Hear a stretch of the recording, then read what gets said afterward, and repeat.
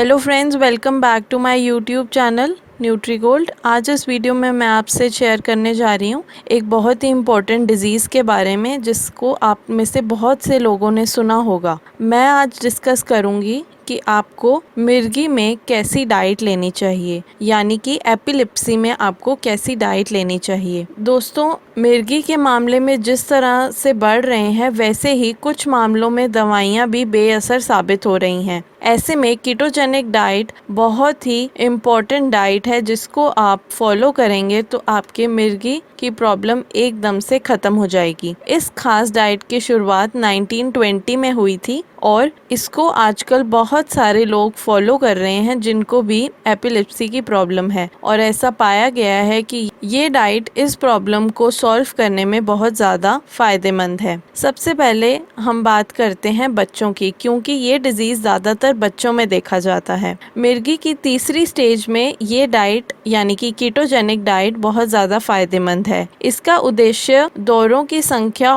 और तीव्रता को कम करने और लाइफस्टाइल को बेहतर करना है, और कई सारे ऐसे शोध भी हैं जिसमें इस डाइट का सबसे ज़्यादा और तेज़ी से फ़ायदा 10 वर्ष से छोटे बच्चों में देखा गया है। अब बात करते हैं कि एक्चुअली ये कीटोजेनिक डाइट है क्या। इस खास डाइट में अधिक फैट लेना होता है, बहुत नॉर्मल अमाउंट में प्रोटीन्स और कम कार्बोहाइड्रेट्स लेने होते हैं। इस कीटोजेनिक डाइट प्लान को तैयार करने के लिए एक स्पेशलाइज्ड डाइटिशियन की ज़रूरत होती है जो कि पेशेंट की लंबाई, उम्र, वजन और उसके बॉडी स्टेटस को ध्यान में रख के उसके लिए एक प्रॉपर डाइट चार्ट प्लान करती है। अब बात करते हैं कि इस डाइट में एक्चुअली होता क्या है। एक्चुअली जो कीटोजेनिक डाइट होती है जिसे मिर्गी के पेशेंट्स को दिया जाता है, ये 4 चरणों में डाइट दी जाती है। पहले में मरीज के कुछ अहम चेकअप करवाने के बाद परिवार के सदस्यों की उसके देखरेख को लेकर काउंसलिंग की जाती है।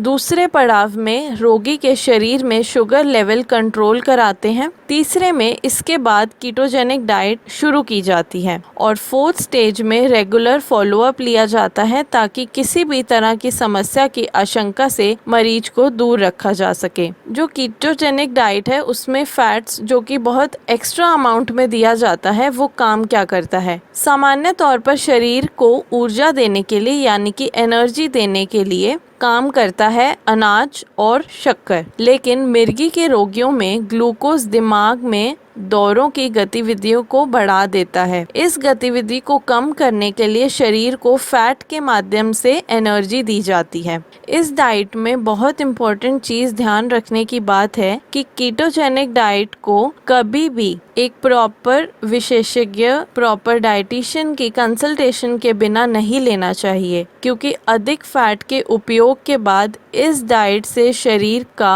अनावश्यक वजन बढ़ने की बजाय अनियंत्रित रहता है। ऐसा इसलिए क्योंकि व्यक्ति की उम्र और लंबाई के आधार पर एक्चुअल वेट की स्थिति बनी रहे, इससे भी ध्यान में रखकर कीटोजेनिक डाइट प्लान किया जाता है। तो अगर आपको या आपके किसी भी नोन में ऐसी कोई भी समस्या है और उनको एक प्रॉपर कंसल्टेशन की ज़रूरत है तो आप एक स्पेशलाइज्ड डाइटिशियन से ही इस चीज़ के लिए डाइट प्लान बनवाएं। कीटोजेनिक डाइट एक बहुत ही स्पेशलाइज्ड डाइट है जिसे आप यूं ही कहीं से भी फॉलो नहीं कर सकते। Thank you for watching the video. अगर आपको वीडियो अच्छी लगी हो तो चैनल को ज़रूर सब्सक्राइब करें।